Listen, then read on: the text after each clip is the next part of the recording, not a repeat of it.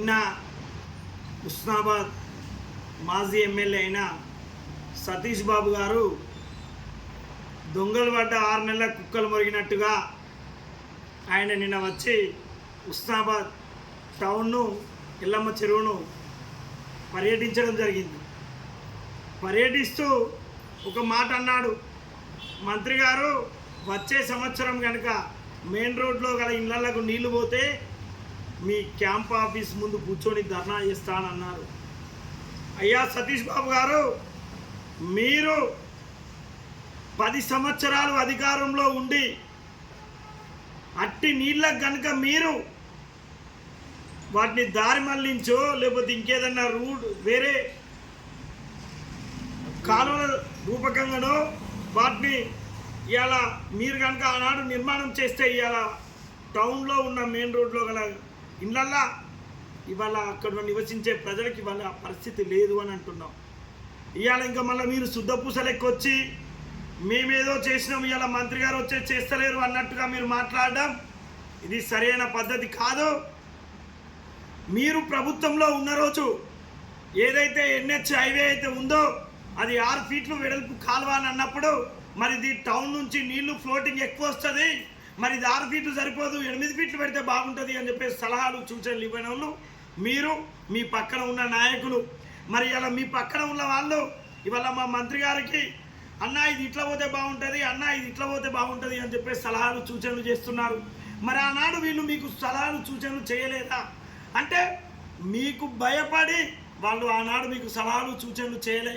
ఇవాళ మా మంత్రి గారు ప్రేమ కొద్దీ అందరినీ దగ్గరికి తీసుకుంటాడు కనుక అన్న ఇట్లా ఇది ఇట్లా చేస్తే బాగుంటుంది, ఈ నీళ్లు ఇట్లా దారి మళ్ళిస్తే బాగుంటుంది అని చెప్పేసి ఇవాళ వాళ్ళు మాట్లాడుతున్నారు.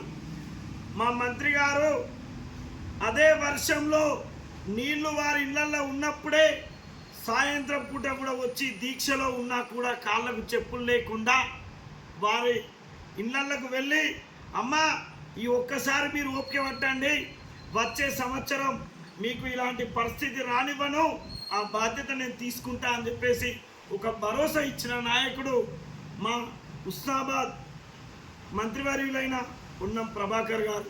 మీరు ఏ రోజన్నా వాళ్ళకి అలాంటి ధైర్యాన్ని ఇవ్వగలిగిలా, అలాంటి మాటలు మాట్లాడగలిగిలా? మీరు మాట్లాడేటి అన్ని అబద్ధాలేనే. 1,00,000 ఎకరాలకు నీళ్ళు ఇస్తాం, ఇక్కడ కుర్చేసుకొని కడతాం ప్రాజెక్టు అని చెప్పేసి అబద్ధాల మాటలు మాట్లాడి ప్రాజెక్టు పూర్తి చేయడం మీరు. మేము నీళ్ళు ఇక రేపు నీళ్ళు ఇస్తాం, పాపు నీళ్ళు ఇస్తాం అని చెప్పేసి ఓట్ల కోసం ట్రయల్ రన్ చేసి కట్ట మీద దావతులు చేసుకున్న వాళ్ళు మీరు. మేము నికాచెత్తుగా ఇప్పటికీ చెప్తున్నాడు మా మంత్రి గారు, మాట ఇచ్చినాము అని అంటే తప్పే ప్రసక్తే లేదు. మాట ఇచ్చిన ప్రకారం ఆ పనులు చేసే బాధ్యత మా మంత్రి గారు తీసుకుంటారు. అదే ప్రణాళిక ప్రకారం అధికారులతోని ఆ నీరు ఎలా అయితే మళ్లించాలో అని చెప్పేసి అధికారులతోని ఇక్కడ టౌన్ ప్లానింగ్ వారితోని కూర్చొని దిశానిర్దేశం కూడా చేయడం జరిగింది. ఆ దిశగా మేమంతా అందరికీ నమస్కారం.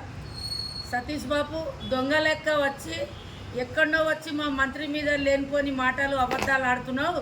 పోయిన సంవత్సరం నా 14 వార్డుల గల్లీ కూడా తిరిగి వానల తడిసిపోయినా కూడా ఒక్కసారి కూడా చూడటానికి రాంది నువ్వు.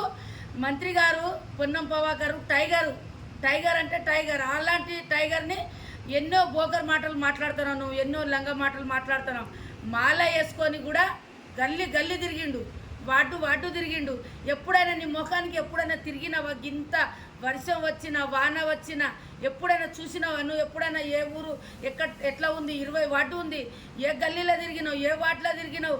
మంత్రి గారికి మాట్లాడటానికి నీకు ఏం అర్హత ఉన్నదని చెప్పినావు.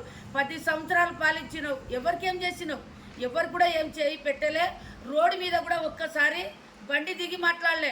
ఏమైనా కార్లో తిరిగి నమస్తే అనుకుంటా తిరిగినావు తప్ప. కానీ నువ్వు మా మంత్రి లెక్క పొన్నం ప్రభాకర్ లెక్క ఎప్పుడైనా తిరిగినావా? మాల మీద ఎవడైనా తిరిగిండా? మాల మీద పొన్నం ప్రభాకర్ తిరిగిండు. గల్లీ ప్రతి వార్డు నాదే అనుకొని తిరిగిండు. కానీ నీ స్వార్థం, నీ TRS ఉన్నోళ్ళకే వార్డు తిరిగినావు. కానీ నేను అయితే మస్తు బతలాడినా. నా వార్డు ఒక్కసారి చూడమన్నా కూడా వార్డు చూడటానికి కూడా రాలేను. ఇవాళ దొంగ మాటలు లంగ మాటలు మాట్లాడుతున్నావు. జాగ్రత్త చెప్తానా, ఇంకోసారి మాట్లాడితే బాగుండదు సతీష్ బాబు.